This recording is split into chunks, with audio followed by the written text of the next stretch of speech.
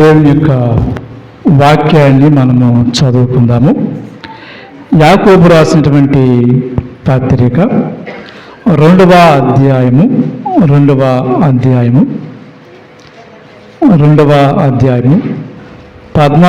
వచనం నుండి మనము 26 వచనాలు ఉన్నాయి, అంతవరకు చదవాలి. కానీ కొన్ని వచనాలు చదివిన తర్వాత నేను మీకు నోటితో చెప్పిన తర్వాత 14వ వచనం నుండి 18వ వచనం వరకు చదవండి. Page number 221. నా సహోదరులారా, క్రియలు లేనప్పుడు ఎవడైనను తనకు విశ్వాసము కలదని చెప్పినలా ఏమీ ప్రయోజనము? అట్టి విశ్వాసం అతన్ని రక్షింపగలదా? సహోదరుడను సహోదరి అయినను దిగంబరుడై ఆనాటికి భోజనము లేక ఉన్నప్పుడు మీరు ఎవడైనను శరీరమునకు కావలసిన వాటిని ఇయ్యక సమాధానముగా వెళ్ళుడి, చలి కాచుకునుడి, తృప్తి పొందుడని చెప్పినలా ఏమీ ప్రయోజనము? అలాగే విశ్వాసము క్రియలేనిదైతే అది ఒంటిగా ఉండి మృతమైనదగును.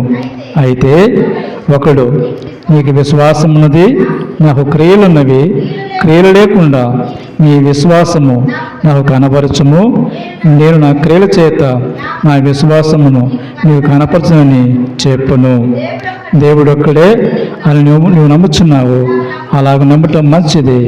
ధైర్యములు నమ్మి వణుకుచున్నవి. చాలు చిన్న ప్రార్థన చేసుకుందాం. దయగలిగిన ప్రేమగల మా తండ్రి, కృపగల మా దేవ, మీరిచ్చిన వాక్యాన్ని బట్టి మీకు వందనాలు. ఈ యొక్క వాక్యాన్ని మేము ధ్యానిస్తుండగా నన్ను మీ శిలువ చాటు మరుగుపరుచుకొని మీరు మాట్లాడించి సహాయం చేయమని ప్రార్థిస్తున్నాం. చేరువచ్చిన మీ బిడ్డల ప్రభావ మీకు వాక్యాన్ని వినుచుండగా ఆ యొక్క వాక్యం మనకు అర్థమవునట్లుగా అర్థమయ్యే మంచి మనసును మీరు అనుగ్రహించి, గ్రహింపగలిగిన ఆత్మను అనుగ్రహించి సహాయం చేయమని ప్రభు యేసు క్రీస్తు నామములో అడిగి వేడుకొనుచున్నాము తండ్రి, ఆమేన్. ప్రేమేటువంటి దేవుని బిడ్డలారా, మనము చదవని యొక్క వాక్య భాగంలో అపోస్తులైనటువంటి యాకోబు రాస్తున్నాడు. ఆయన ఏమని రాస్తున్నాడంటే, క్రియలు అంటే విశ్వాసము క్రియలు కలిగినదిగా ఉండాలి అని చెప్తున్నాడు. విశ్వాసము, మనకున్నటువంటి విశ్వాసము ఎలా ఉండాలంటే అది క్రియరూపకంగా ఉండాలి అంటున్నాడు. ఒకవేళ అలాగ లేకపోతే అట్టి విశ్వాసం నేను రక్షిస్తుందా అన్నాడు. నీలో విశ్వాసం ఉంది, కానీ విశ్వాసానికి తగిన విధమైనటువంటి ప్రవర్తన, తగిన విధమైనటువంటి కార్యాలు నీలో లేకపోతే ఆ విశ్వాసము నిన్ను రక్షిస్తుందా అని ప్రశ్న వేస్తున్నాడు ఆయన. ప్రశ్న వేస్తే ఏమంటున్నాడంటే, ఒకవేళ క్రియలు లేనటువంటి విశ్వాసం ఎటువంటిదో తెలుసా? అది మృతమైనది, అది ఒంటిగా ఉండవలసిందే అన్నాడు. అంటే ఒక్కటే, అంతే. ఒకవేళ క్రియలు లేనటువంటి విశ్వాసము అది ఒట్టిగా ఉంటుంది, అది మృతమైనది అని చెప్తున్నాడు. అని చెబుతూ మళ్ళీ మాట్లాడుతూ వస్తే ఏమంటుందంటే, దేవుడు ఒక్కడే అని నమ్ముతున్న ఎవరు దయ్యములు నమ్ముతున్నాయి. సాతానుడు కూడా విశ్వాసం ఉంది. ఏమనుంది విశ్వాసము? సాతానుడికి దేవుడు ఒక్కడే, దేవుడు ఉన్నాడు అనేటువంటి విశ్వాసము దయ్యములకు కూడా ఉంది. కాబట్టి అందుకని ఆయన ఏమంటాడంటే, ఇక్కడ రాసుకుంటూ వస్తూ, ఒక వ్యక్తి దిగంబరుడిగా ఉన్నాడు, ఆకలితో ఉన్నాడు, బాధల్లో ఉన్నాడు, ఇబ్బందుల్లో ఉన్నాడు, సమస్యలో ఉన్నాడు.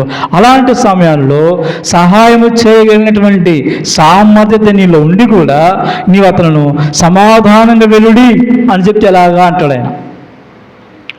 నీ సహోదరుడు లేకపోతే నీ సహోదరి, ఇదిగో నీకు దగ్గరగా ఉన్నటువంటి విశ్వాసి లేకపోతే ఎవరైనా కూడా వారు తినేటప్పుడు ఆహారం లేనటువంటి పరిస్థితుల్లో ఉన్నప్పుడు పర్వాలేదులేండి అని చెప్పి పంపిస్తే ఏమి ప్రయోజనము, దానివల్ల ఏమి ఉపయోగం ఉంది అని చెబుతూ ఆయన కొన్ని ఎగ్జాంపుల్ చెప్పుకుంటూ వచ్చాడు. ఎవరి గురించి చెప్పాడంటే అబ్రహాం విశ్వాసం గురించి చెప్పాడు. ఆ అధ్యాయంలో అబ్రహాం కూడా విశ్వాసం కలిగిన వాడే. అయితే దేవుడు ఆయనను అడిగాడు, ఏమని? నీ కుమారుడు నాకు బలిగా ఇమ్మన్నాడు. ఆయన బలిగా తన కుమారుణ్ణి అర్పించాడు. క్రియల మూలముగా ఆయన విశ్వాసులకు తండ్రి అయ్యాడు అని చెప్తున్నాడు. అంతేకాదు, ఆయన దేవునికి స్నేహితుడు అని చెప్పాడు. అలాగే మరొక వ్యక్తిని జ్ఞాపకం చేస్తున్న అపోస్తలుడైనటువంటి పేతురు ఎవరంటే వేశ్య అయినటువంటి రాహాబును జ్ఞాపకం చేస్తున్నాడు. చూడండి, రాహాబు ఒక వేశ్య. ఆమె ఇదిగో వేగుల వారిని కాపాడుట వలన, వారిని తప్పించుట వలన, ఆమె యొక్క క్రియల వలన ఆమె కూడా ధన్యురాలైంది అని చెప్తున్నాడు. వారందరూ కూడా విశ్వాసము కలిగి క్రియలు కలిగిన వారు అని రాస్తున్నాడు. ఆ మాట రాస్తూ చివరికి ఆయన ఏం చెప్తున్నాడంటే, ప్రాణము లేని శరీరం ఎలాగో, అంటే ప్రాణము లేకుండా ఉన్నటువంటి శరీరం ఏమవుతుంది? అది డెడ్ బాడీ, అందులో ఏమి చలనం లేదు. ఇప్పుడు చనిపోయినటువంటి శరీరముకి మనం వెళ్ళి ఎన్ని మాట్లాడినా కూడా అసలు నాకు అర్థం కాదు. నువ్వు కొట్టు, తిట్టు, అరువు, లేయి. మనం కొన్నిసార్లు మన వాళ్ళు ఎవరైనా చనిపోతే మనం అడుస్తూ ఉంటాం, లే లే లే అని ఏడుస్తూ ఉంటాం. ఎందుకు లేస్తారు? లేరుగా.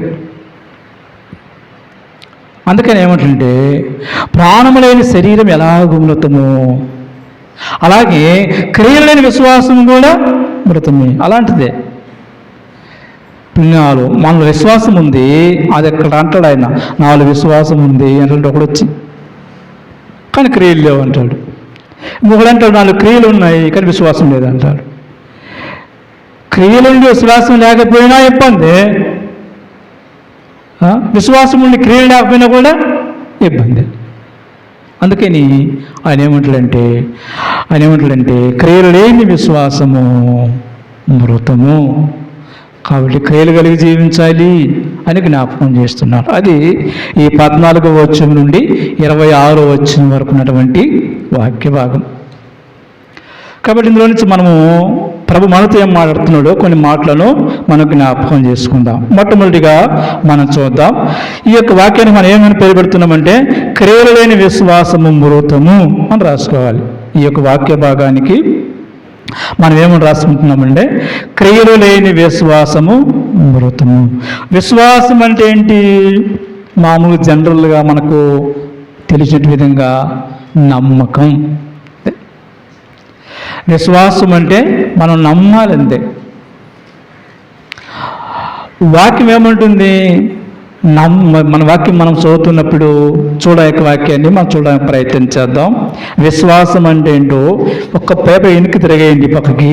అక్కడ మనకి హెబ్రీలకు పత్రిక రాశాడు. హెబ్రీలకు రాసినటువంటి పత్రిక 2 పేపర్లు తిరిగండి అంతే. 11వ అధ్యాయం 1వ వచనం. విశ్వాసమున్నది నిరీక్షింపబడి వాటి యొక్క నిజ స్వరూపమును అదృశ్యమైన వినుటకు రుజువై ఉన్నది. విశ్వాసం అనేది ఏంటి అంటే మనం దేన్నైతే నమ్ముతున్నామో, దేన్నైతే విశ్వసిస్తున్నామో అది కనబడదు. అర్థమవుతుందమ్మా? మనం దేన్నైతే నిరీక్షిస్తున్నామో, దేన్నైతే చూస్తున్నామో, దేన్నైతే నమ్ముతున్నాము, దేన్ని నమ్ముతున్నాము? దేవుని నమ్ముతున్నాం. దేవుడు కనబడట్లేదు, అయినా కూడా దేవుడు ఉన్నాడని నమ్మాలి, విశ్వసించాలి. అది విశ్వాసం యొక్క ఉద్దేశం. అందుకని ప్రభువైన యేసుక్రీస్తు వారు ఏమన్నాడు? అపోస్తులతో ఒక మాట్లాడు, తోమవార్త అన్నాడు. ఏమన్నాడు ఆయన? ఇదిగో, చూసి నమ్ముట కంటే చూడక నమ్మినవాడు ధన్యుడు. తోమేమన్నాడు? నేను నమ్మాలి, నేను విశ్వసించాలంటే ఆ ప్రభువుని యేసుక్రీస్తు నా ముందు నిలబడాలి, ఆయన యొక్క చేతుల్లో గాయాల్లో వేలు పెట్టాలి, ఆయనను ఇదిగో ఈ రోమ సామ్రాజ్యం అంతా కూడా సైనికులందరూ కూడా ఆయనను చెతులు కొట్టారు కాబట్టి ఆ శరీరం అంతటిని కూడా నేను తవిడి చూడాలి. ఎలా చూడాలి? తవిడి చూడాలి. ఆయన ముఖమంతా కూడా రక్తశక్తం అయిపోయింది, ఆయన ఏమాత్రం కూడా శరీరం లేదు, ఆయన మాంసమంతా వెళ్ళిపోయేసింది, ఆయన చూడని అంగహీనుడిగా అయిపోయాడు. కాబట్టి అటువంటి హీనమైనటువంటి స్థితిలో ఉన్నప్పుడు ఆయన నేను కళ్ళారా చూస్తే కానీ నమ్మనన్నాడు. ప్రభువారు ప్రత్యక్షమయ్యాడు. తోమా రా చూడన్నాడు. చూసి అప్పుడు నమ్మాడు. అందుకని ప్రభు చెప్పాడు చూసి నమ్మిన వానికంటే కూడా చూడక నమ్మవాడు. మన ప్రభువుని మనము కంటితో చూడలేము, కానీ ఆయన యొక్క సర్వ సృష్టిని బట్టి మనకు అర్థమవుతుంది. ఏమంటాడంటే అంతరిక్షము నీ మహిమను వివరించుచున్నది అంటాడు కీర్తనాకారుడు. అంటే అర్థం ఏంటంటే, అయ్యా నీవు ఉన్నావని, నీవు సృష్టికర్తని, ఈ అంతరిక్షం ఉంది కదా, అంతరిక్షంలో తెలుసు ఉదయకాలంలో సూర్యుడు ఉదయిస్తాడు, సాయంకాలంలో అస్తమిస్తాడు, చంద్రుడు మరి నక్షత్రాలు వీటన్నిటిని చూశాడు. అవి తెలియపరుస్తున్నాయి, నీ మహిమను వివరిస్తున్నాయి. ప్రభు ఉన్నాడు వాటికి, దేవుడున్నాడు వాటికి, వాటి కాలంలో, వాటి సమయాలలో, వాటి టయాలలో. ఇదిగో ఉదయకాలం అవుతుంది, సాయంకాలం అవుతుంది, రాత్రి అవుతుంది, వెనుళ్ళు వస్తుంది, ఆ చుక్కలు మన భాషలో చెప్పిన స్టార్స్ ఇవి కూడా కనబడుతున్నాయి. అవన్నీ ఏం చేస్తున్నాయి? భూమి అంతా కూడా ఏం చేస్తున్నాయి? ప్రభు యొక్క మహిమను కనపరుస్తున్నాయి. నమ్మాలి అంతే. అందుకని వాక్యం ఏముంటుందంటే, ఇదిగో ప్రభువుని నమ్మనటువంటి వాని గురించి దేవుడి లేడని బుద్ధిహీనుడు అనుకుంటాడు అన్నాడు. ఎవరు? బుద్ధిహీనుడు అంటున్నాడు. ఆ మనసు అంటాడు. మనసులో ఏమంటుంటే, బుద్ధిహీనుడు దేవుడు లేడు అనుకుంటాడు అంటాడు. ఎందుకని? జ్ఞానం లేదు, వానికి ఆలోచించేటువంటి యోచన లేదు. ఇదిగో ఎలా నడుస్తుంది ఈ భూమి, ఎలా నడుస్తుంది వాతావరణం. ఇదిగో వేసవికాలం వస్తుంది, వానకాలం వస్తుంది, చలికాలం వస్తుంది, ఋతువులన్నీ కూడా క్రమముగా. ఇప్పుడు వర్షాకాలంలో ఎండలు వచ్చి ఎండాకాలంలో చలిస్తే ఎలా ఉంటుంది? కుదరదు, అట్లా రాదు కూడా. ప్రతిదీ కూడా ఉన్నాయి. కాబట్టి విశ్వాసం అనేది మన కంటికి కనిపించినా కనపడకపోయినా ప్రభువునందు విశ్వాసము ఉంచాలి. అందుకని వాక్యం ఏముంటుందంటే, రోమిలకు రాసిన పత్రికలు మనం చూస్తాము. రోమిలకు రాసిన పత్రిక 10వ అధ్యాయం, రోమిలకు రాసినటువంటి పత్రిక 10వ అధ్యాయము 17వ వచనాన్ని మనం చదువుదాం. కాగా వినుట వలన విశ్వాసము కలుగును, వినుట క్రీస్తుని గూర్చిన మాట వలన కలుగును. చాలు. ఎలా వస్తుంది? అంతవరకేనమ్మా. ఎలా వస్తుంది విశ్వాసము? దేవుని యొక్క వాక్యాన్ని, దేవుని యొక్క గ్రంథములో నుండి మనకు వినిపిస్తున్నప్పుడు దినదినము మనల్ని ఏం పెరగాలి? విశ్వాసం పెరగాలి. మనం ఏం పెరగాలి? విశ్వాసంలోకి నడవాలి. మనం ఏం చేయాలి? దినదినము వాక్యాన్ని వింటున్నప్పుడు, చదువుతున్నప్పుడు మన యొక్క జీవితము విశ్వాసంలోనికి మరింతగా ముందుకి వెళ్ళాలి. వినాలిగా. ప్రభు ఏం చెప్పాడు? వినటం వల్ల వస్తుందన్నాడా? కదా. మరి వినటానికి మరి ముందుకు రాకపోతే, ఇంటికాడు ఉంటే ఎలా మన విశ్వాసంలోకి ముందుకు వెళ్ళగలం? అంతే కదా. విశ్వాసాన్ని వృద్ధి చేసుకోవాలి, విశ్వాసాన్ని బలపరుచుకోవాలి, విశ్వాసాన్ని మరింతగా మనము ముందుకు వెళ్ళాలి. అందుకని అపోస్తులు అంటారు, వచ్చాయా మేము విశ్వాసం వృద్ధి పొందాలి, ఏం చేయాలని అడుగుతారు వాళ్ళే.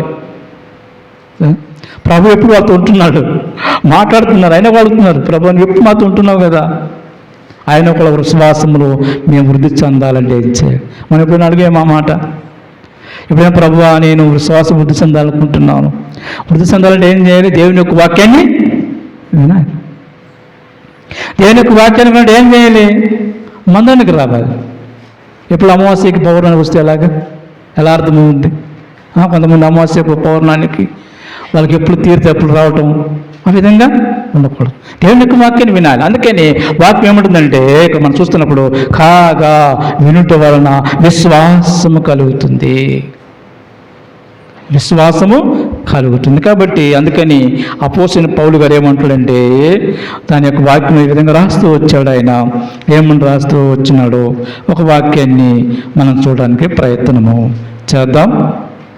2వ కొరింథీయులకు రాసిన పత్రిక 5వ అధ్యాయము 6వ వచనాన్ని చదవండి. 161వ పేజీ నంబరు. వెలి చూపుల వలన కాక విశ్వాసం వలన నడుచుకొనుచున్నాము. చాలు, అంతవరకు మాటలండి. చాలు. అంటే వెలి చూపుల వలన అంటే ఏదో అక్కడ చూసి ఎటు చూసి కాదు, ప్రభువును విశ్వాసం ఉంచి మేము నడుస్తున్నాము. కాబట్టి మనమందరం కూడా ప్రభువును విశ్వాసం ఉంచి నడవాలి. మన ప్రభు ఏం చెప్పాడు? ఒక వాక్యం మన అందరికీ జ్ఞాపకం ఉంది కాబట్టి మన జ్ఞాపకం తీయబడే చెప్తున్నాను. ఏమన్నాడు ఆయన? విశ్వాసము లేకుండా చెప్పాలి. విశ్వాసం లేకుండా చెప్పాలి. విశ్వాసం లేకుండా వాక్యం చదవండి. మరి నేను చెప్పను, తీయండి.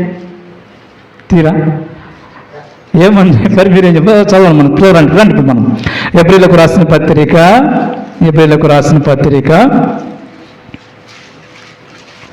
ఈ 11వ అధ్యాయంలోనే ఉంది. 11వ అధ్యాయము 6వ వచనాన్ని చదువుదాం. విశ్వాసం లేకుండా దేవునికి ఇష్టలుట అసాధ్యము. దేవునికు వచ్చేవాడు ఆయన ఉన్నాడని, తన వెనుక వారికి ఫలము దయచేయవాలని నమ్మవలని కదా చాలు. దేవునికి మనం ఇష్టం అవ్వాలంటే ఏం చేయాలి? విశ్వాసం కలిగి ఉండాలి, అంతే. మనల్ని విశ్వాసం లేదనుకోండి, ఆయనకి ఇష్టపడం. అందుకని ప్రభు ఏమంటాడంటే విశ్వాసం కలిగి ఉండండి, అప్పుడు నేను మిమ్మల్ని ఇష్టపడతాను. అందుకే మనం ప్రతి ఒక్కరం కూడా విశ్వాసం కలిగి ఉండాలి అనే విషయాన్ని జ్ఞాపకం చేస్తూ ఉన్నాను. మరొక మాటలోకి వెళ్ళిపోదాం. మనం అందరం కూడా మనం ఎక్కడ చదువుదామంటే 2వ మాటలోకి వెళ్ళిపోదాం. క్రియలు లేని విశ్వాసము. మనం మొట్టమొదటి ఏం చెప్తున్నాము? విశ్వాసం అనగానేమి, విశ్వాసం ఎట్లా వస్తుందని వాటిని చదివాం మనం. ఇప్పుడు ఆ యొక్క వాక్య భాగం నుంచి 2వ భాగాన్ని మనం చదువుదాం. ఏమని చదువుదామంటే క్రియలు లేని విశ్వాసము. యాకోబు రాసిన పత్రిక 2వ అధ్యాయము మన మూల వాక్యం కనుక అక్కడ మనం ఆ పేజీ అలాగే పెట్టుకోవాలి, మనం ముందుకు వెళ్ళిపోవాలి. 2వది క్రియలు లేని విశ్వాసం. ఎక్కడ చదువుతామంటే 15వ వచనం చదువుదాం. 15వ వచనాన్ని 15వ వచనం యాకోబు రాసిన పత్రిక సహోదరుడైనను సహోదరి అయినను దిగంబరుడై ఆనాటికి భోజనం లేకున్నప్పుడు మీలో ఎవడైనను శరీరము కావలసిన వాటి ఇయ్యక సమాధానముగా వెల్లుడి, చలి కాచుకునుడి, తృప్తి పొందుడని చెప్పినలా ఏమి ప్రయోజనము? అలాగే విశ్వాసము క్రియలు లేనిదైతే అది ఒంటిగా ఉండి మృతమగును. చాలు. క్రియలు లేని విశ్వాసం. ప్రభు ఏం చెప్తున్నాడంటే, ఇదిగో ఒక సహోదరుడు ఏదైనా ఇబ్బందుల్లో, సమస్యల్లో ఉన్నప్పుడు, లేకపోతే అవసరతలో ఉన్నప్పుడు నువ్వు వెళ్ళి ఆయనకి ఏ సహాయం చేయకపోతే నీలో క్రియలు ఏం ప్రయోజనం? కాబట్టి క్రియలు లేని విశ్వాసము వ్యర్థం. అది క్రియలు లేని విశ్వాసం అంటే వీళ్ళు ఏముంటుంది? ప్రభు అంటే ఇష్టమే. మళ్ళా ప్రభు అంటే ఇష్టమే, దేవుడు అంటే ఇష్టమే, దేవుని యొక్క వాక్యం అంటే ఇష్టమే, ప్రభువుకు లోబడుతున్నట్టు కనబడుతుంటారు. కానీ వారి యొక్క జీవితంలో క్రియలు కనపడరు. అందుకని యెహెజ్కేలు గ్రంథంలో చెప్పాడు ప్రభు ఒక మాటను. ఆ మాటను మనము చూడటానికి ప్రయత్నం చేద్దాం. అందుకంటే ముందుగా మనం ఏం చదువుదామంటే తిమోతికి రాసినటువంటి పత్రిక 2వ అధ్యాయం. వారికి ఏం పేరు పెట్టాడో ఆ పేరును మనం ఇక్కడ చూడడానికి ప్రయత్నం చేద్దాము. 2వ తిమోతి రాసిన పత్రిక 3వ అధ్యాయము 5వ వచనాన్ని చదువుదాం. పైకి భక్తి గల వారి వలె ఉండి దాని శక్తిని ఆశ్రయించిన వారినయ్యుందురు, ఇట్టి వారికి నీ విముఖుడువై ఉండుము. తిమోతి, కొంతమంది ఎలా ఉంటున్నారు? పైకి భక్తిగా ఉంటారండి. వాళ్ళు విశ్వాస సంబంధమైన మనసు ఉండదు వారికి, వాళ్ళు విశ్వాస సంబంధమైన క్రియలు ఉండవు. కానీ వాళ్ళు ఏముంటుంది? పైకి భక్తి కలిగిన వారిగా ఉంటారు. ఎంత భక్తి కలిగిన వారంటే నీ ఎంతటి వాడైనా మోసపోవాల్సిందే వాళ్ళ దెబ్బకి. నేను చాలామందిని చూస్తూ వస్తుంటాను, అత్యున్నతర మీద చాలామంది నేను చూస్తూ వస్తుంటాను. వాళ్ళ మాటలకు వారి యొక్క శాస్త్రాలకు సంబంధం ఉండదు. అర్థమవుతుందో నేను చెప్పే మాట? వారి మాటలకు వారి యొక్క శాస్త్రాలకు సంబంధం ఉండదు. మాటలు చూస్తేమో దైవికంగా మాట్లాడతారు, మాటలు చూస్తేమో ఇదిగో నిజంగా ఎంత దైవభక్తురాలు, ఎంత దైవభక్తుడు, ఎంత విశ్వాసము, ఎంత నమ్మకము, ఎంత లోబడుతానో, అబ్బా ఎంత మంచిది అక్క అని అనుకుంటాం. కానీ వారి యొక్క పనులు చూస్తే దానికి విరుద్ధంగా ఉంటాయి. పైకేమో విశ్వాసులా కనబడతారు, కానీ లోపలేమో విశ్వాస సంబంధమైన క్రియలు ఉండవు. అంత మోసమే, అంతా దగే, అంతా కూడా ఇదిగో ఆ విశ్వాసానికి సంబంధించిన మాట తీరు కూడా ఉండదు అసలు చెప్పాలంటే. కానీ లోపలికి వస్తే, మందిరానికి వస్తే దేవదూతలా ఉంటాం. దేవదూతలా ఎట్లా ఉంటారు? దేవదూత దిగించుంటూ ఉంటాం. ఎలా ఒక ఆయన అంటారు పాస్టర్ గారు, మందిరంలోకి వస్తే దేవదూతలా కనపడతారు. కానీ బయటికి వెళ్తే తెలుస్తుంది అది దేవదూత లేకపోతే దేవదూత, ఏ దూత అన్నది. అందుకని క్రియలు లేని విశ్వాసం అర్థం. క్రియలు లేని వారు ఎలా ఉంటారంటే వారు పైకి భక్తి కలిగిన వారుగా ఉంటారు. అందుకని యెహెజ్కేలు గ్రంథంలో ఆయన రాస్తాడు, యెహెజ్కేలు గ్రంథంలో యెహెజ్కేలుతో చెప్తాడు దేవుడు, నా ప్రజలు ప్రవక్త యొద్దకు వచ్చినప్పుడు ఎలా ఉంటారు, ప్రవక్త చెప్పినప్పుడు ఎలా ఉంటారు, ఆ మాట రాస్తున్నాడు ఆయన. చాలా ఆశ్చర్యంగా ఉంటుంది ఆ మాట మనకు చదవటానికి. చదువుదాం. యెహెజ్కేలు గ్రంథము 33వ అధ్యాయము పేజీ నంబరు 716. అందరూ తీయండి. అక్కడ చాలా చక్కగా రాస్తూ ఉన్నట్టుగా మనం చూస్తూ ఉన్నాం. 30 వచ్చిన చదువుదాం. 30-31. మరియు నరపుత్రుడా, నీ జనులు గోడ దగ్గర ఇంటి ద్వారం ముందు నిలబడి నిన్ను గూర్చి మాట్లాడుదురు.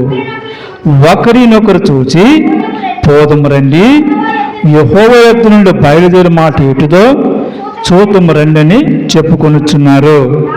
నా జనులు రాదగిన విధముగా వారు నీ వద్దకు వచ్చి నా జనులైనట్టుగా నీ ఎదుట కూర్చుండి నీ మాటలు విందురు గాని వాటిని అనుసరించి ప్రవర్తింపరు.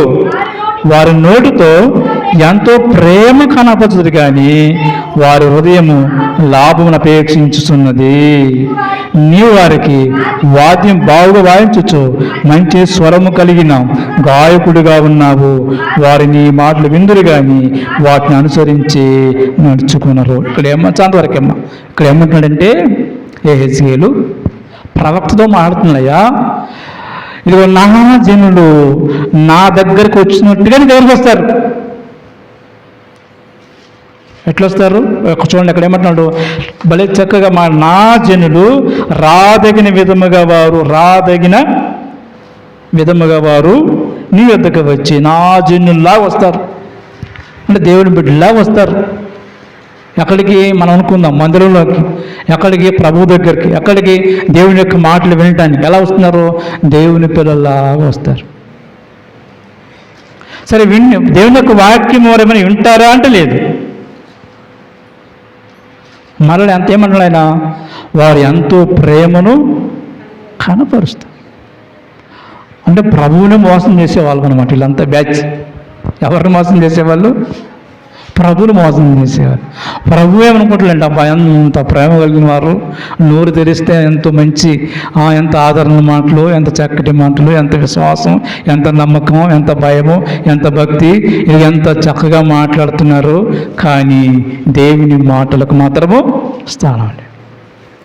వీళ్ళ యొక్క జీవితంలో విశ్వాస సంబంధమైన క్రియలు లేవు, విశ్వాస సంబంధమైన ఆలోచనలు లేవు. మనకు అర్థమయ్యేటట్టుగా ఒక మాట నేను చెప్పడానికి ప్రయత్నం చేస్తాను. ఇద్దరు విశ్వాసులు దారిని వెళుతున్నారు అనుకుందాం. ఇద్దరు విశ్వాసులు దారిని వెళుతున్నారు. కానీ ఒక వ్యక్తి ఆ రోడ్లో పడిపోయినాడు. ఆ వ్యక్తి ఎవరంటే వీరిద్దరకు శత్రు. ఎవరు? శత్రు. ఒకప్పుడు ఇద్దరిని కొట్టినవాడు, తిట్టినవాడు, అవహేళన చేసినవాడు, చెప్పాలంటే మోకం మీద ఉమ్మేసినాడు. కానీ ఆ వ్యక్తి ఏదో యాక్సిడెంట్ అయ్యి పడి ఉన్నాడు. ఇప్పుడు ఇద్దరు వెళుతూ ఉన్నారు. ఇద్దరు ఎవరు చెప్పండి? విశ్వాసులు. వీరు ఎవరేదో విశ్వాసులు వెళుతూ ఉన్నారు. ఇప్పుడు అతను కనపడబడి ఏం చేయాలి? వాడు అంటాడు, అనుకుందాం, సరైన సమయంలో దొరికాడురా, కాబట్టి మనం ఏం చేయాలి, ఇంక 2 దెబ్బలు కొట్టి పక్కన ఇట్టేసిపోదాం అనుకుంటా అంటాడు. ఏమంటాడు? ఇంక 2 దెబ్బలు కొట్టి, ఎందుకంటే నిన్ను ఎంత అవమానపరిచాడు, నిన్ను ఎంతో గేలి చేశాడు, మన ముఖం మీద ఉమ్మేశాడు, ఇదిగో మనం ఇంతగా గాయపరిచాడు, ఎంత అవమానం చేశారా, ఇప్పుడు దొరికింది కాబట్టి ఏం చేయాలి, వాడిని ఇంక 2 దెబ్బలు కొట్టి నెట్టి వేసిపోదాం అన్నాడు. కానీ ఇంకొక విశ్వాసం ఏమన్నాడు, ఏదేమైనా మనం దేవుని బిడ్డలం రా. ఎవరు మనం? దేవుని బిడ్డలం. దేవుని విశ్వాసం ఉంచిన వారము, నమ్మకం ఉంచిన వారము. వాడిని చేసిన పాపం వానికి వస్తుంది, మనకు సంబంధం లేదు. మన కన్ను ఎదుట కనపడ్డాడు కాబట్టి ఖచ్చితంగా ఆ వ్యక్తిని మనము రక్షించాలి, అతన్ని కాపాడాలి అన్నాడు. ఎవరు ఇక్కడ క్రియలు కలిగినటువంటి విశ్వాసి, క్రియలేని విశ్వాసి ఇద్దరు కనపడుతున్నారు అక్కడ. అర్థమవుతుందా? క్రియలు లేని వాడు ఏమంటున్నాడు, ఇక 4 రండి పోదామని అన్నాడు. కానీ క్రియలు ఏమంటున్నాడు, మనం దేవుని పిల్లలము, మన విశ్వాసులము. లోకం మనకి ఏమని పేరు పెట్టిందంటే విశ్వాసులు అని పేరు పెట్టింది. కాబట్టి దానికి తగిన విధంగా మనం బ్రతకాలి. కనుక వాడు శత్రువైతే మనకెందుకు, మిత్రుడైతే మనకెందుకు, ఆపదలో ఉన్నాడు కాబట్టి అతను రక్షించాలి. గమనించండి, ఇప్పుడు మనం ఎవరిని క్రియలు కలిగిన వాళ్ళిద్దరు ఎవరు మనకు తెలియదు. ఎవరు మనమే అర్థం చేసుకోవాలి. ఏమర్థం చేసుకోవాలి? నేను ఎటువంటి వాళ్ళను, ఎటువంటి దాన్ని, వాళ్ళ ఇరువుల్లో క్రియలు కలిగిన విశ్వాసం కలిగిన వాడనా, క్రియలు లేని విశ్వాసం కలిగిన వాడనా. కాబట్టి ప్రభు ఏమంటే మన యొక్క క్రియలు, మన యొక్క విశ్వాసము క్రియలు కనబరచాలి అని వాక్యం మనకు జ్ఞాపకం చేస్తున్నాడు. కాబట్టి క్రియలు లేని విశ్వాసం ఎలా ఉంటుంది? వారు దేవుని యొద్దకు వస్తారంట, కూర్చుంటారంట, మాటలు వింటారంట, దేవుని యొక్క వాక్య ప్రకారము నడవరు. కానీ దేవుని ప్రేమ మాత్రము ఎంతో కనబరుస్తారు. పొర్రపాటును కూడా దేవుని యొక్క వాక్యానికి విధేయత చూపరు. దేవుని యొక్క వాక్యం ప్రకారం నడవాలన్న ఆశ ఉండదు. కానీ వస్తారు, మళ్ళీ రాకుండా ఉండరు. ఏమన్నారు? ఇదిగో మనము మందిరానికి వెళుతూ రండి, ప్రభు ఏం చెప్తాడు, అదేగా చదివిన మాట. ఏమంటున్నారు వారు? చదువు పై మాటను 30 వచ్చినండి. నీ జనులు గోడ దగ్గరను ఇంటి ద్వారం దగ్గర నిలబడి నిన్ను కూర్చి మాట్లాడుతారు. ఒకరినొకరు ఏం చెప్తున్నా, పోదము రండి, యెహోవా యొద్ద నుండి బయలుదేరు మాటేటుదో చూతుము రండి. ఆయన ఏం చెప్తాడు? రండి విందాం, దేవుని యొక్క వాక్యం విందాం రండి. వినాలని ఆశ ఉంది, వస్తున్నారు, కానీ క్రియలలో ఆ మాటను పట్టించుకోవట్లేదు. కాబట్టి మనం ఇప్పుడు 2 విషయాలు చూసాం. ఒకటేంటి, విశ్వాసము అంటే ఏంటి చూసాం. రెండోది క్రియలు లేని విశ్వాసము అని చూసాం. ఈ క్రియలేని విశ్వాసము మార్పు చెందని విశ్వాసి. హృదయంలో మారు మనసు లేదు, పశ్చాత్తాపం లేదు, దేవుని యొక్క ప్రభు యొక్క సిలువ అర్థం కాల. ప్రభు ఏం చెప్పాడు సిలువలో? చెప్పాలందరూ ఏం చెప్పాడు? చాలా చెప్పాడు కదా. ఒకటి నాకేం గుర్తుండే అనుకున్నాడు. ఏమన్నాడు ప్రభు వారు? తండ్రి వీరేమి చేస్తున్నారు వీరు ఎరగరు కనుక వీరిని క్షమించు. 7వ మాటలు మొదటి మాట క్షమించమన్నాడు. కాబట్టి మనమందరం కూడా విశ్వాసం కలిగిన వారమైతే మన శత్రువులను, మనకి ఎవరైతే నష్టాన్ని కలిగించారో వారందరూ కూడా క్షమించాలంతే. లేదు నేను క్షమించనంటే క్రియలు లేని విశ్వాసము నీలో ఉంది. ఇంకా క్రియలేని విశ్వాసము నీలో కనబడుతుంది. ఇంకా క్రియలేని విశ్వాసము నిన్ను వేలతుంది. ఇంకా క్రియలేని విశ్వాసము నిన్ను నడిపిస్తుంది. ఇంకా క్రియలేని విశ్వాసము నిన్ను, నీ కుటుంబాన్ని, నీ జీవితాన్ని అలాగే నాశనం తీసుకెళ్ళిపోద్ది. అంతే, ఇంకేం మాట్లాడలేదు. కాబట్టి మరో 2 విషయాలు మనము చూసాం. ఇంకొక విశ్వాసాన్ని చూద్దాం. యాకోబు పత్రికలో మరొక విశ్వాసాన్ని మనం చూద్దాం. మన మూల వాక్యం అదే కాబట్టి మనము ఆ యొక్క అధ్యాయాన్ని అలాగే పెట్టుకోవాలి. ఇప్పుడు 2 విషయాలు చూసాం. విశ్వాసం అంటే ఏంటో కొద్దిగా చూసాము. అలాగే క్రియలేని విశ్వాసము వారి యొక్క బ్రతుకు ఎలా ఉంటుందో కూడా మనం చూసాం. మరొక విషయాన్ని మనము ఇక్కడ చూడడానికి ప్రయత్నం చేద్దాం. 19వ వచనం చదువుదాం. 2వ అధ్యాయము. దేవుడొక్కడే అని నీవు నమ్ముచున్నావు. అలాగే నమ్మటం మంచిదే. దయ్యములను నమ్మి వణుకుచున్నవే. చాలు, అంతవరకు చాలు. దయ్యాలకు సాతానులకు కూడా విశ్వాసం ఉంది. ఇక మనకే లేదు, ఇంక చెప్పాలని మనకి ఎక్కువ ఉంది. ఏంటి వాని విశ్వాసం ఏంటి? వాని విశ్వాసం ఏంటి? మన విశ్వాసం ఏంటి? మన విశ్వాసం ఏంటి? నా మాట విని విశ్వాసం ఉంచేవాడు రక్షింపబడును. యోహాను సువార్తలో ఇప్పుడు మాట ఏంటండి? నా మాట విని విశ్వాసం ఉంచేవాడు రక్షింపబడును. కానీ అపవాదికి ఆ ఛాన్స్ లేదు. కాబట్టి ఒక విశ్వాసం ఉంది. ఏ విశ్వాసము? దేవుడు ఆయన శక్తివంతుడైన దేవుడు, ఆయన మహిమగల దేవుడు, బహుమతుడైన దేవుడు, సర్వలోకాన్ని కలుగుతున్నటువంటి గొప్ప చక్రవర్తి. ఆ సంగతి ఆయనకు తెలుసు, నీకు తెలుసు, నాకు ఆయనకు వాళ్ళకి తెలుసు. తేడా ఏంటంటారు? కొంతమందిని మాట్లాడితే చాలు అంతా దేవుని శక్తిమై అంటారు. చేసేవన్నీ వాళ్ళ పనులే, చేసేవన్నీ కూడా వాళ్ళ పనులే. అంటే వారి ఇష్టానికి బతుకుతారు. చివరికి వచ్చేసరికి అంతా దేవుని, ఆయన లేకపోతే నేను లేనంటారు. మందునికి రమ్మ అంటే కాళ్ళు నొప్పి, ఈ నొప్పి, ఏదో ఒక నొప్పి చెప్పి అనుకుంటుంది. మరి అంతా ఆయన అయితే మందానికి ఇద్దరు రాలేకపోయింది ఆమె. కాబట్టి సాతాను సంబంధమైన విశ్వాసం అది. సాతాను సంబంధమైన విశ్వాసం ఏంటి? ఆయన దేవుడని తెలుసు, ఆయన సృష్టికర్తని తెలుసు, భూమి ఆకాశం కలిసిన వాడని తెలుసు, కానీ మనసులో దేవుడు లే. చూద్దాం మరొక వాక్యాన్ని. అపవాదికి ఇంకేం తెలుసు అనేది మనం చూడడానికి ప్రయత్నము మనము చేద్దాం.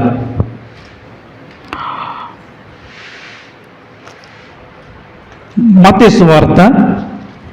సువార్త ఆయన దేవుడని ఆయనకు తెలుసు. తర్వాత ఇంకొక మాట మనం చూద్దాం. మత్తయి సువార్త 4వ అధ్యాయము 6వ వచనం చదువుదాం. Page number 5. నీవు దేవుని కుమారుడవైతే క్రిందికి దుముకుము, ఆయన నిన్ను గూర్చి తన దూతలు ఆజ్ఞాపించును. నీ పాదం ఎప్పుడైనా రాతికి తగలకుండా వారు నిన్ను చేతులతో ఎత్తుకు పెట్టుకుందరు. ఈ వాక్యం ఎక్కడుంది? కీర్తనలో. ఎవరికైనా జ్ఞాపకం ఉందా? దేవుడు తన దూతలను మీకు కావలించాడు. నీకు ఏ రాయి తగలకుండా ఆయన కాపాడువాడు.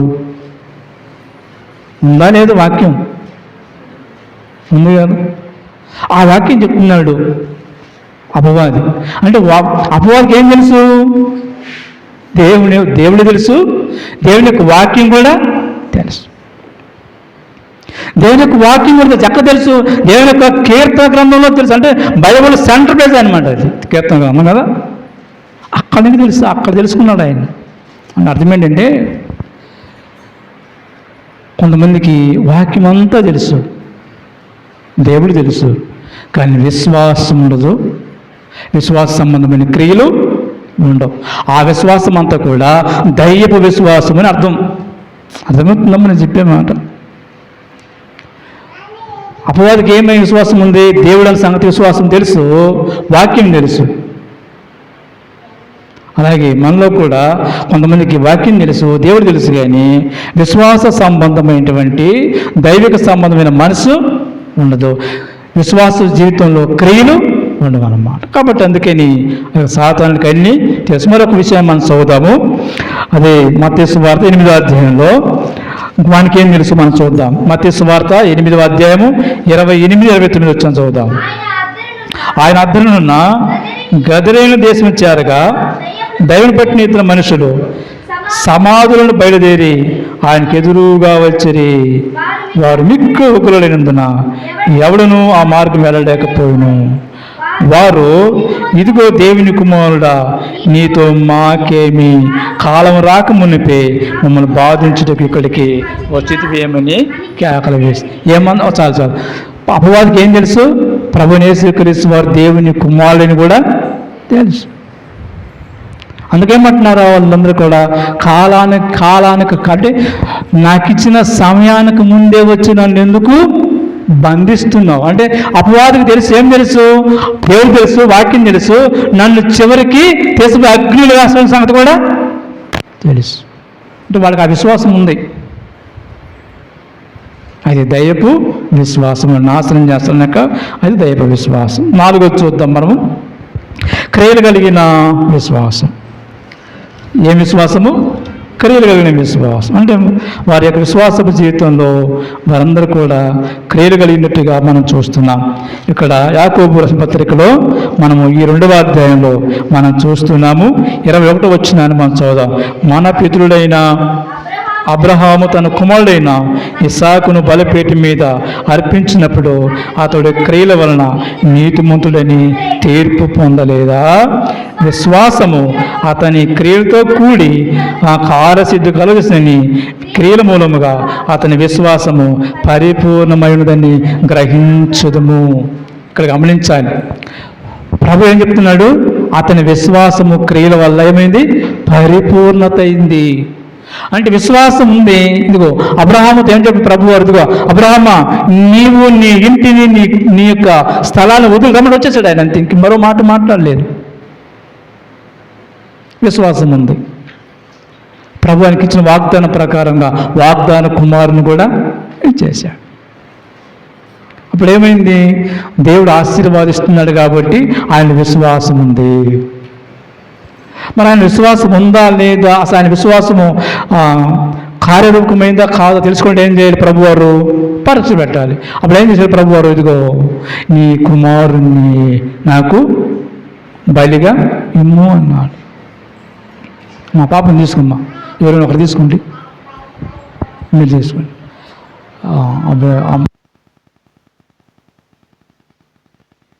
గమనించండి, అందరూ అటు చూస్తున్నారు. మళ్ళీ నా మైండ్ పోయింది అనుకో, నేనే పోతాం, మళ్ళీ ఇంకా అర్థం కాదు. కాబట్టి గమనించండి, మనం ఎక్కడున్నాము? క్రియలు కలిగిన విశ్వాసం. అందులో ఏం చెప్తున్నా అపొస్తలుడైనటువంటి యాకోబు అబ్రహామును జ్ఞాపకం చేస్తున్నాడు. అబ్రహాం ఏమైందంట? విశ్వాసం అన్నది క్రియల వలన పరిపూర్ణమాయను. అతని యొక్క విశ్వాసం ఏమైంది? పరిపూర్ణమైపోయింది. ఎందువల్ల? క్రియల వల్ల. ఏం చేశాడు? ఇక నీకు ఒక్కగానే ఒక కుమారుణ్ణి నాకు బలిగా అర్పించు. ఇవన్నీ మాట్లాడాడు ఆయన. ఏమైనా మాట్లాడాడు ప్రభువా? అడక్క ఇస్తే మళ్ళీ తీసుకుంటావా అన్నాడా? లేదు. సిద్ధం ప్రభువా అన్నాడు. అంటే ప్రభు నువ్వు ఏం చెప్పితే అది నేను ఏంటంటే, ఇప్పుడు ఒకవేళ ప్రభు మనలో ఒకవేళ ఇదిగో మీటింగ్ కొరకు మీ యొక్క బరిని 1 లక్ష రూపాయలు బరిని ఇవ్వమంటే ఇస్తాం మనం అంటాం. నేను వెళ్ళిపోతాం. నేను పొంది 1 లక్ష రూపాయలు బరిని అన్నాడు పరిచర్య కొరకు, స్వార్థ కొరకు, లేకపోతే ఏదైనా దేవుని కొరకు ఇమ్మంటే ఇక అంతు కనపడం మనం ఇంకొక చర్చికి వెళ్ళిపోతాం. ఎందుకంటే ఆయనకు తెలియదుగా 40 ఎన్నో సంఘాలు ఉన్నాయి కాబట్టి ఏదో ఒక చోట కూర్చొని ఏదో 4 మాటలేని మౌనంగా సరిపోద్ది అంటాం. అవునా కాదా? కానీ అబ్రహాం అలాంటి వాడు కాదు. నీ కుమారుని మనలోనే సిద్ధం ప్రభువా, మరో మాట మాట్లాడలేదు. తీసుకెళ్ళాడు. ఇదిగో అతని మీద కత్తి పెట్టాడు. తన కుమారుడు అడుగుంటాడు ఆయన్ని, ప్రభు వాళ్ళ నాన్న నన్ను ఎందుకు కడుతున్నావు, నన్ను ఎందుకు చేస్తున్నావు? వాళ్ళ కుమారుడు ఏమీ మాట్లాడట్లేదు, మౌనంగా ఉన్నాడు. కుమారుడిని చేతులతో బంధించాలంటే కష్టం. ఈ రోజుల్లో పిల్లలు ఒక్క మాట ఎవరనంటే ఇక అంతే, ఇక గొడవలే, మామూలు గొడవలు కాదు, రంగరంగం అయిపోద్ది. మా పిల్లలు తిట్టంతా ఇదే అంటే అంత ప్రేమ అని అర్థం కోసం చెప్తున్నాను. అంత ప్రేమ కలిగినటువంటి వాడిని ఒక్కసారి చేతులు కట్టేసి ఆ యొక్క మెడ ఎన్నికి ఎరగట్టాలి కదా, ఎందుకు కట్ చేయాలి కాబట్టి బలికి ఇవ్వాలండి. ఆయనకు అబ్రహాం హృదయం ఎక్కడ కూడా ఒక చిన్న సందేహం వచ్చినా కూడా అర్పణ పెడతాడు.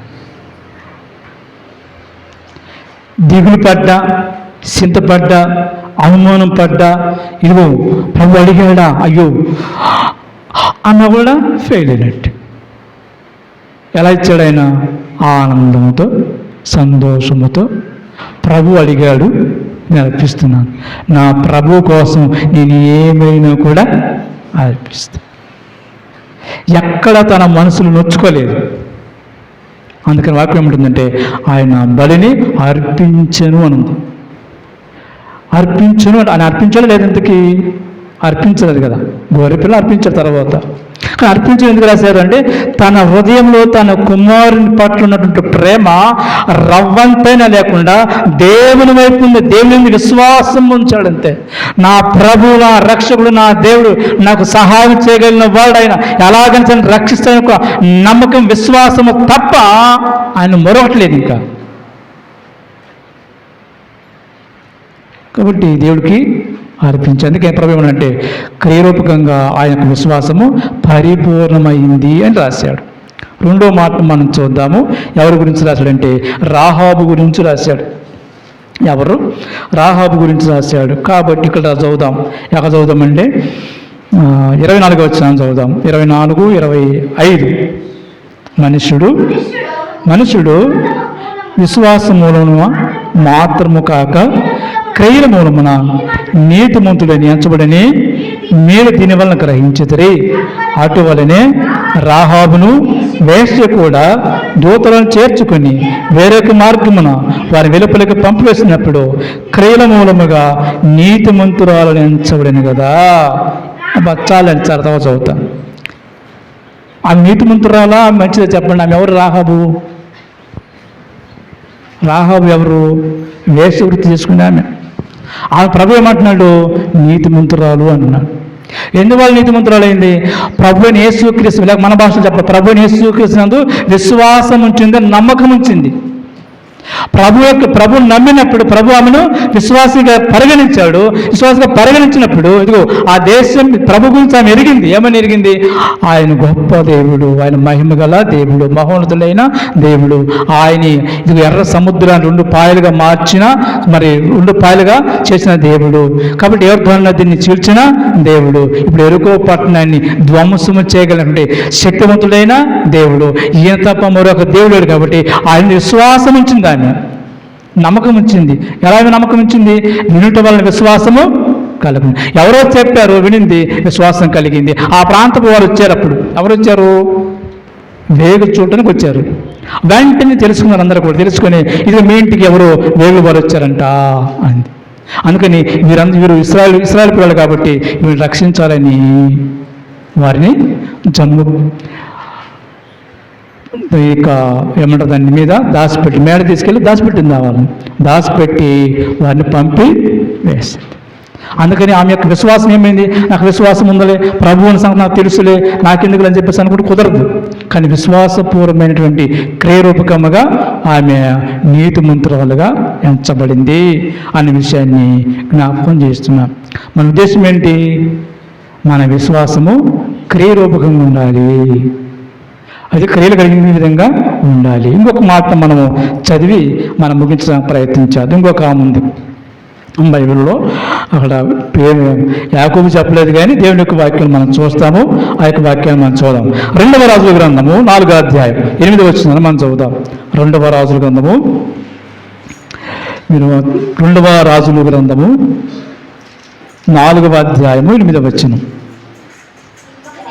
ఒక దినమందు ఎలీషా సునేము పట్టణకు పోగా అతట ఘనురాలైన ఒక స్త్రీ భోజనకు రమ్మని అతను బలవంతము చేసిన కనుక అతడు ఆ మార్గమున వచ్చినప్పుడల్లా ఆమె ఇంట భోజనం చేయవచ్చును.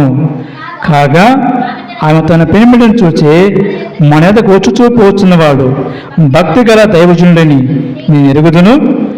కావున మనము అతని గోడ మీద ఒక చిన్న గది కట్టించి అందులో అతని కొరకు మంచము, బల్ల, పీట, దీపస్తంభము ఉంచుదము. అతను మన యొద్దకు వచ్చినప్పుడల్లా అందులో బస చేయవచ్చునని చెప్పాను.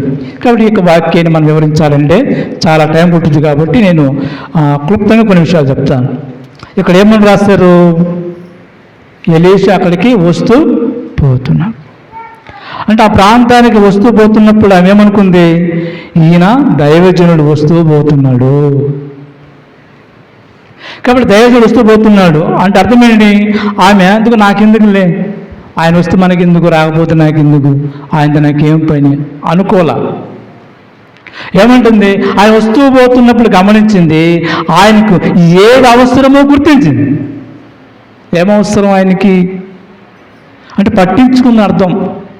వస్తున్న పోతున్న ఆ యొక్క దేవుని యొక్క సేవకుడిని పట్టించుకుంది. ఆ విశ్వాసం ఎటువంటిది అంటే, ఇదిగో నేను విశ్వాసం కలిగిందాను కాబట్టి మౌనంగా ఉండలేదు ఆమె. ఆయన వస్తూ పోతున్నాడే, అసలు ఆయనకి ఏమన్నా ఆహారం ఉందా? ఆయన అన్నం తింటున్నాడా? వస్తే ఎక్కడ ఉంటున్నాడు? ఎక్కడ కూర్చుంటున్నాడు? ఎక్కడ పనుకుంటున్నాడు? ఏం చేస్తున్నాడు? చూడండి, అంత విశ్వాసి క్రియరూపకమైనటువంటి విశ్వాసం కలిగి ఉండాలి. నాకెందుకు అనుకోలేదు ఆమె. ఇదిగో ఒక ఆయన వస్తూ పోతున్నాడు, ఒక సేవకుడు కాదు, ఆయన గురించి ఆరాధించే మనసు ఉంది ఆమెకు, పట్టించుకునే మనసు ఉంది ఆమెకు. ఏం చేస్తున్నాడు పాపం? అందుకని ఏం చేస్తుందయ్యా, వస్తూ పోతున్నావు కదా, అన్నం తిన్నాయా అని చెప్పేసింది. మరలా ఏం చేసింది, ఆయన వస్తూ పోతున్నాడు కాబట్టి ఆయన రెస్ట్గా ఉండాలి, ఆయన రెస్ట్ కూర్చోవాలి కాబట్టి తన భర్త దగ్గరికి వెళ్ళింది. అయ్యా, ఒక దైవజనుడు వస్తున్నాడు పోతున్నాడు, ఆయన కొరకు ఏదైనా చేద్దాం. వచ్చినప్పుడు ఎక్కడ కూర్చుంటాడు? ఏంటి కాడ కూర్చుంటాడు? ఎక్కడ కూర్చుని ఏమి ఎలాగా? కాబట్టి ఆయన వస్తుంది, ఆయనకి స్థలం ఒకటి కావాలి. ఆయన కొరకు స్థలాన్ని ఏర్పాటు చేసింది. ఆయన కొరకు విశ్రాంతి తీసుకోవడానికి ఏర్పాటు చేసింది. ఆయన కొరకు చదువుకోవడానికి బల్లాన్ని ఏర్పాటు చేసింది. ఆయన కొరకు దీపం ఏర్పాటు చేసింది. ఆయన ప్రార్థించడానికి స్టూలు ఏర్పాటు చేసింది. ఆయన అడిగాడమ్మా, దేవుడిని దీవించును గాక, ఒక స్టూల్ ఏమనలేదు అన్నాడా? ఆయన ఆ మాట అనలేదు. కాబట్టి దేవుని యొక్క వాక్యం రీతిగా జ్ఞాపకము చేస్తున్నాడు. ఆమె ఎందుకు గంధవాలను రాశారు బైబిల్లో అంటే, దైవజనుని యొక్క అడగక మునిపే ఆయనను గుర్తించి ఆయన యొక్క ఏం అవసరమైంది, ఏది కావాలనుంది ఆలోచన చేసింది. ఆ క్రియను తన యొక్క విశ్వాసాన్ని క్రియరూపకముగా కనబరిచింది కాబట్టి ఆమె గనురాలు అయింది. కాబట్టి మన సమయం అయిపోతుంది కనుక ముందుకు వెళ్ళిపోదాం. కాబట్టి మరి దేవుని యొక్క వాక్యం రీతిగా మనకు జ్ఞాపకం చేస్తున్నాడు. మొట్టమొదటి విశ్వాసం అంటే ఏంటో మనం తెలుసుకున్నాం. క్రియలేని విశ్వాసం అంటే ఏంటో కూడా తెలుసుకున్నాం. దెయ్యపు విశ్వాసం అంటే ఏంటో కూడా మనం తెలుసుకున్నాం. క్రియలు కలిగిన విశ్వాసం అంటే ఇది కూడా మనం తెలుసుకున్నాం. అసలు భక్తి ఏంటో కూడా చెప్తాడు ఆయన.